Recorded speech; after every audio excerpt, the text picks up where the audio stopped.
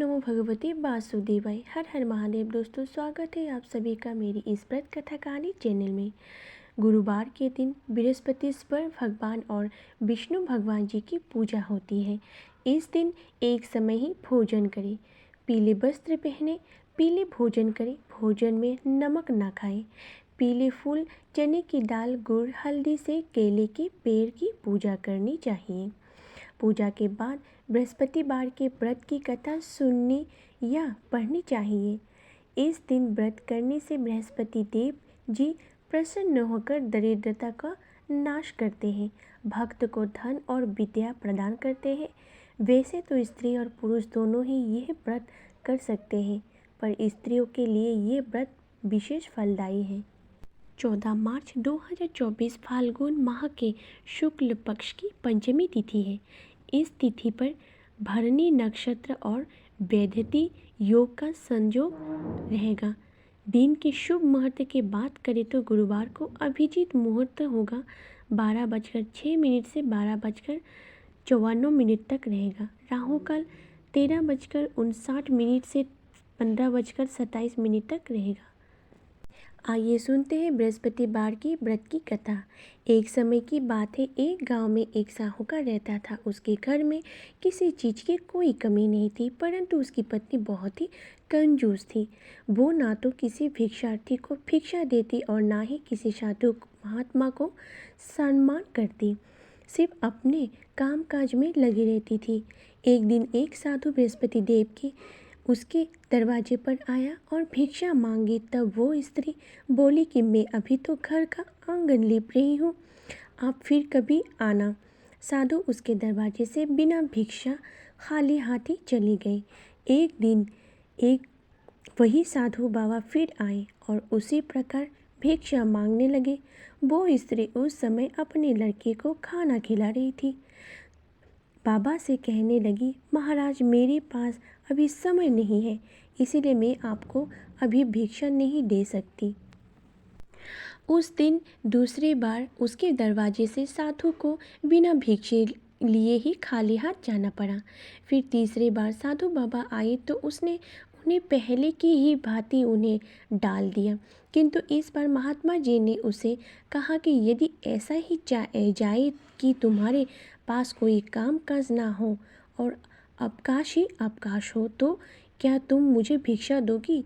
साहूकार ने झट से हाँ कर दिया और साधु बाबा से उपाय पूछा तो वे कहने लगे कि तुम हर बृहस्पतिवार के बिस्तर से देर से उठो, घर में झाड़ू लगाकर कचरा जमा करके रख दो, बिना नहाए खाना खाना, अपने घर के पुरुषों से कहना कि बृहस्पतिवार को हजामत बनवाई, खाना बनाकर चूल्हे के पीछे रखना, शाम को अंधेरा होने के बाद ही दीपक जलाना।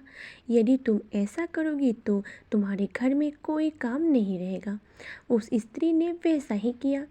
दिन प्रतिदिन साहूकार को व्यापार में घाटा होने लगा और थोड़े दिनों में ही उनके यहाँ भोजन के लिए भी अन्न नहीं बचा।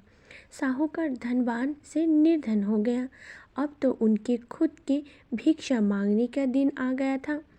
एक दिन वही साधु बाबा फिर से आए और उस स्त्री से भिक्षा मांगी तो वहाँ वो रो पड़ी और बोली, महाराज मेरे घर में तो स्वयं के खाने का ही अन्न नहीं है, तो मैं आपको क्या दे सकती हूँ। उसकी बात सुनकर बाबा ने कहा, जब तुम्हारे पास सब कुछ था तब भी तुम कुछ भी नहीं दे पाती थी, और अब जब कुछ नहीं है तब किसी को कुछ भी नहीं दे सकती। अब तुम्हारे पास अवकाश है, तब भी तुम प्रसन्न नहीं हो। बोलो अब तुम क्या चाहती हो। तब वो स्त्री हाथ जोड़कर बाबा से प्रार्थना करने लगी कि और बोली, बाबा मुझे अपने किए का पश्चाताप हो रहा है, मैं आपसे अपनी गलती की क्षमा मांगती हूँ। आप कोई ऐसा उपाय बताओ कि सब पहले जैसा हो जाए। मैं वचन देता हूँ कि मैं कभी भी किसी साधु या अतिथि का अपमान नहीं करूँगा। तब साधु ने कहा, अब से हर बृहस्पतिवार को प्रातःकाल जल्दी उठकर स्नान दादी से निवृत्त होकर घर को साफ करना तथा घर के पुरुषों से कहना कि हजामत न बनवाएं। भूखे को अन्न दान करना, सायंकाल दीपक जलाना और गुरुवार को व्रत करना। ऐसा करने से तुम्हारी सारी इच्छाएं पूरी हो जाएगी। साहूकारनी ने वैसा ही किया और उसके घर में पहले की तरह धन धान्य हो गया। भगवान बृहस्पति देव ने उसकी सभी मनोकामनाएं पूर्ण की। बृहस्पतिवार की दूसरी कथा। एक बार देवराज इंद्र स्वर्ग में अपने सिंहासन पर विराजमान थे। सारे देवता, ऋषि, गंधर्व, किन्नर आदि भी उस सभा में उपस्थित थे। तभी देवगुरु बृहस्पति जी वहाँ पर आ गए तो उनके सम्मान में सभी खड़े हो गए। किंतु उस दिन देवराज इंद्र अहंकार वश ना तो खड़े हुए और ना जैसे पहले उनका आदर करते थे वैसा उनका आदर भी नहीं किया। देवगुरु बृहस्पति जी इसे अपने अनादर समझकर वहाँ से चले गए। तब देवराज इंद्र को अपने किए पर बहुत दुख हुआ। उन्हें लगा उन्होंने देवगुरु का अनादर किया है और देवगुरु उनसे रुष्ट हो गए। उन्हें अपनी भूल का एहसास तो हो गया था। देवराज ने सोचा कि गुरुदेव के आशीर्वाद से ही उन्हें स्वर्ग का वैभव मिला है। वे अपने क्रोध से सब नष्ट कर सकते हैं, इसलिए उनके यहाँ क्षमा मांगने का विचार कर देवराज इंद्र उनके पास गए। गुरुदेव बृहस्पति जी ने अपने यज्ञबल से जान लिया कि देवराज इंद्र उनसे क्षमा मांगने के लिए वहाँ आ रहे हैं, किंतु क्रोधवश उनसे भेद न करने की इच्छा से देवगुरु वहाँ से अंतर्धान हो गए। जब देवराज इंद्र को देवगुरु बृहस्पति वहाँ नहीं मिले तो वे निराश होकर वापस लौट गए। यह समाचार जब दैत्य के राजा विश्ववर्मा ने सुना तो उसने दैत्य गुरु शुक्राचार्य से भेंट की और उनकी आज्ञा से इंद्रलोक पर आक्रमण कर दिया। देवगुरु की कृपा प्राप्त न होने के कारण देवता दैत्य से हारने लगे। तब देवताओं ने ब्रह्मा जी के सारा वेदांत सुनाया और उनसे सहायता मांगी कि वे उन्हें दैत्य से प्रकार बचाए। तब ब्रह्मा जी ने उनसे कहा कि तुमसे बड़ा अपराध हुआ है जो तुम देवगुरु को क्रोधित कर दिया। अब अगर तुम अपना कल्याण चाहते हो तो द्रष्टा ब्रह्मांड का पुत्र विश्वरूपा जो बड़ा तपस्वी और ज्ञानी है उसे अपना पुरोहित बना लो, तभी तुम्हारा कल्याण हो सकता है। ब्रह्मा जी के वचन सुनते ही देवराज इंद्र द्रष्टा के पास पहुँच तो गए और बड़ी ही विनम्र भाव से द्रष्टा से निवेदन किया कि आप हमारे पुरोहित बनकर हमारा कल्याण करें।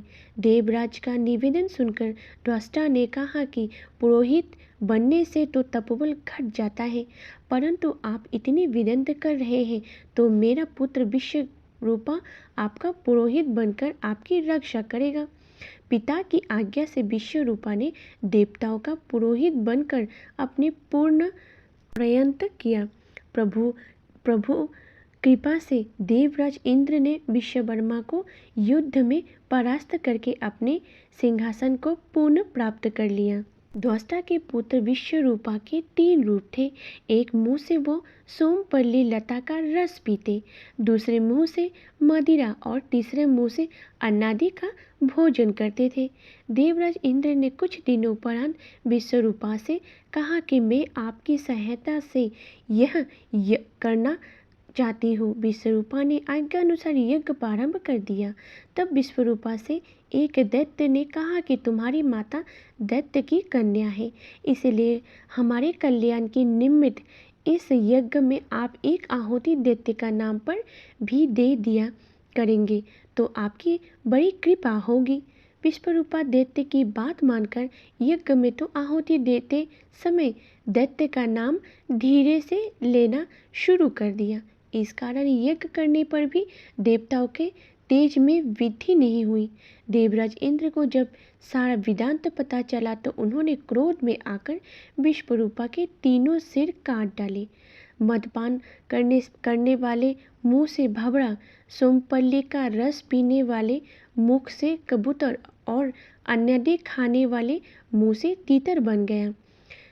ब्रह्महट्ट के प्रभाव से इंद्र का स्वरूप ही बदल गया। देवताओं ने पूरे 1 वर्ष तक पश्चाताप किया, पर फिर भी ब्रह्मा हत्या के पाप के प्रभाव से छूट नहीं पाए। तब सभी देवताओं ने ब्रह्मा जी से प्रार्थना की है कि वो देवगुरु बृहस्पति जी को साथ लेकर उनकी सहायता करें। तब ब्रह्मा हत्या के पाप के 4 भाग किए, उसमें से 1 भाग पृथ्वी को दिए। इसी कारण धरती कहीं ऊंची तो कहीं नीची और कहीं बंजर होती है। ब्रह्मा जी ने पृथ्वी को यह वरदान दिया, धरती में गड्ढा होगा, वो समय आने पर स्वयं ही भर जाएगा। दूसरा भाग वृक्ष को दिया, जिस कारण उनमें से गोंद बहता है और गूगल के अतिरिक्त सब गोंद अशुद्ध माने जाते हैं। ब्रह्मा जी ने वृक्षों को यह वरदान दिया कि ऊपर से सूखने पर भी जड़ फिर से फूट जाती है। तीसरी भाग स्त्रियों को दिया, जिस कारण स्त्रियां हर महीने रजस्वला होती है। प्रथम दिन वे चंडालिनी, दूसरे दिन वो ब्रह्मघाटिनी और तीसरे दिन वे धोबिन के समान रहकर चौथे दिन शुद्ध होती है। ब्रह्मा जी ने स्त्रियों का संतान प्राप्ति का वरदान दिया। चौथा भाग जल को दिया, जिस कारण जल के ऊपर फेन और सिबाल आदि आ जाते हैं। ब्रह्मा जी ने जल को कहा यह वरदान दिया कि उसे जिस चीज़ में डाला जाएगा उसका भार बढ़ जाएगा। देवराज इंद्र को इस प्रकार से ब्रह्म हत्या के पाप से मुक्ति मिला। जो भी मनुष्य इस कथा को पढ़ता, सुनता या सुनाता है, उसके सभी पाप देवगुरु बृहस्पति जी की कृपा से नष्ट हो जाते हैं। सब लोग मन से बोलिए, बृहस्पति भगवान की जय, विष्णु भगवान की जय। अगर मेरी वीडियो आपको अच्छा लगे तो प्लीज़ चैनल को सब्सक्राइब कीजिएगा, बेल आइकन को क्लिक कीजिएगा, कमेंट बॉक्स पे हर हर महादेव जरूर लिखिएगा। मेरी वीडियो को देखने के लिए आप सभी का धन्यवाद।